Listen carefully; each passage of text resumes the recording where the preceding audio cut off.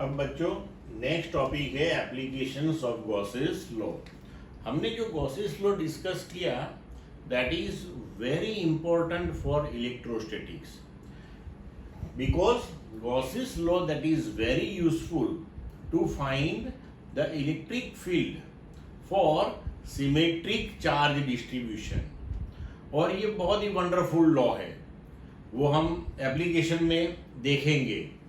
देखो first application इसकी देखते हैं हम कि field due to an infinitely long straight uniformly charged wire. मतलब कि हमारे पास एक इनफाइनाइट लेंथ वाला वायर है और उसके ऊपर चार्ज डिस्ट्रीब्यूट किया है। तो अभी ये वायर से कोई भी परपेंडिकुलर डिस्टेंस आर पे इलेक्ट्रिक फील्ड कितना होगा, राइट? ये हमें फाइंड आउट करना है। तो अगर लॉजिकली हम देखें तो हम क्या कर सकते हैं कि अगर कूलम्स लॉ हमने डिस्कस किया, फिर इलेक्ट्रिक फील्ड का कॉन्सेप्ट डिस्कस किया, तो उसमें हम क्या कर सकते हैं कि भाई कोई छोटा सा एलिमेंट ले लो वो वायर पे, वो एलिमेंट से जो इलेक्ट्रिक फील्ड मिलता है वो फाइंड आउट करो, उसके कंपोनेंट्स ले लो, राइट? और जो कंपोनेंट्स कैंसल हो रहे हैं वो कैंसल करो। फिर हम माइनस इन्फाइनिटी टू प्लस इन्फाइनिटी वो जो इलेक्ट्रिक फील्ड हमने फाइंड आउट किया है उसका जो इक्वेशन डिराइव किया है उसका इंटीग्रेशन ले लो, तो बहुत लंबा मेथड हो जाएगा। लेकिन जब हम गॉसेस लॉ यूज करते हैं तो देखो अभी कि ये इनफाइनाइटली लॉन्ग वायर है, राइट? मानो कि हमें उससे परपेंडिकुलर डिस्टेंस आर पे, मतलब कि यहाँ पे इलेक्ट्रिक फील्ड फाइंड आउट करना है। तो अभी यहाँ पे क्या होगा कि अगर हम ये जो वायर है उसे ऐसे चर्न करेंगे तो परपेंडिकुलर डिस्टेंस आर पे यहाँ पे कोई पॉइंट लिया और फिर वायर को ऐसे चर्न करेंगे तो ये जो पॉइंट है वो भी ऐसे सर्कल प्रिपेयर करेगा।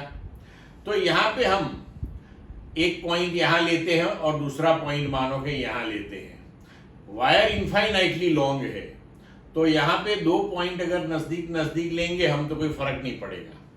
तो उसे अगर हम चर्न करके घुमाएंगे तो सिलेंडर तैयार होगा। और हम देख सकते हैं यहाँ पे फ्रॉम सिमेट्री कि at each and every point on the surface of the cylinder, तो वो यहाँ से परपेंडिकुलर डिस्टेंस आर पे ही होगा, तो इलेक्ट्रिक फील्ड इंटेंसिटी सेम आएगी। तो सिमेट्री के हिसाब से हम यहाँ पे ऐसी सिलिंड्रिकल गॉसियन सरफेस प्रिपेयर कर सकते हैं। हम यहाँ सिलिंड्रिकल गॉसियन सरफेस प्रिपेयर करते हैं जिसकी लेंथ एल है। तो हमें गॉसियन सरफेस कैसे पसंद करनी है? तो सरफेस ऐसी होनी चाहिए कि या तो वो सरफेस पे डिफरेंट पॉइंट्स पे electric field perpendicular to the surface हो या तो पैरेलल टू द सरफेस। तो देखो यहाँ अपर एंड लोअर सरफेस को पैरेलल है और ये सिलिंड्रिकली कर्व्ड सरफेस को फील्ड परपेंडिकुलर। क्योंकि यहाँ हमने पॉजिटिवली चार्ज वायर लिया तो उसका इलेक्ट्रिक फील्ड रेडियली आउटवर्ड होगा। तो हमने यहाँ पे इतनी सिलिंड्रिकल गॉसियन सरफेस पसंद कर ली जिसकी लेंथ एल है, ठीक है? और ये जो सिलेंडर है उसका रेडियस आर हो जाएगा। अब आगे बढ़ते हैं। सपोज ये वायर पे लीनियर चार्ज डेंसिटी लैम्बडा है। लीनियर चार्ज डेंसिटी का मतलब हो गया charge per unit length of the wire, तो वो लैम्बडा है। अब हमने ये जो सिलिंड्रिकल गॉसियन सरफेस पसंद की है, राइट? उसमें से कितना फ्लक्स पास हो रहा है वो हम कैलकुलेट करते हैं। तो यहाँ पे देखो, अगर हम ये अपर क्रॉस सेक्शनल सरफेस और lower cross sectional surface imagine करें तो उसका एरिया वेक्टर इलेक्ट्रिक फील्ड को परपेंडिकुलर हो जाएगा। तो E डॉट डेल्टा एस के हिसाब से ये जो अपर सरफेस है flat one cross sectional one, ये जो लोअर वन है उसके साथ फ्लक्स एसोसिएट होगा नहीं, मतलब कि flux passing through those surfaces, that is 0. अभी flux through this cylindrical surface, तो integration E dot ds, that is sigma q upon epsilon 0. तो integration E ds cos theta sigma q upon epsilon 0. अब यहां पे हम कोई भी छोटा सा एलिमेंट पसंद करेंगे तो उसका एरिया वेक्टर इलेक्ट्रिक फील्ड की डायरेक्शन में है, तो थीटा अपना 0 हो गया, तो integration E ds cos 0 sigma q upon epsilon 0 हम लिख सकते हैं. इलेक्ट्रिक फील्ड एवरीवेयर, यहाँ पे यहाँ पे यहाँ पे यहाँ पे each point is at perpendicular distance r, तो वो सेम होगा. तो electric field that is constant 1, so electric field that is taken outside the integration, integration ds that is equal to sigma q upon epsilon 0.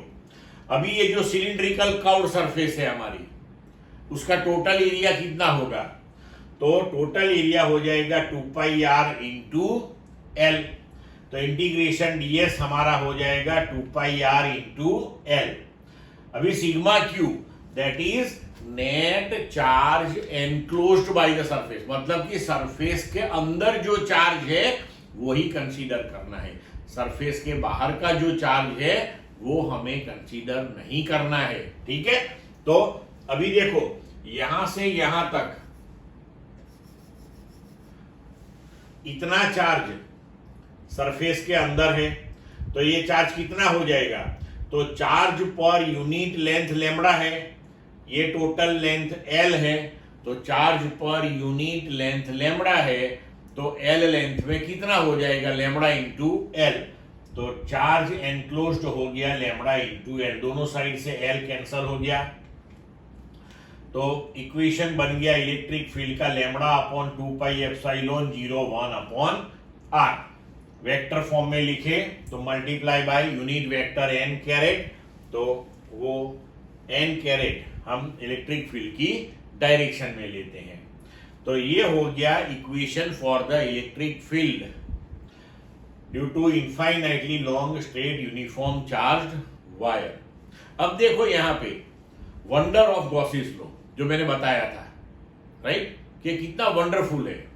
यहां पे हमने सिर्फ इतना ही charge consider किया जितना गॉसियन सरफेस के अंदर था, बाहर का कोई चार्ज हमने कंसीडर नहीं किया.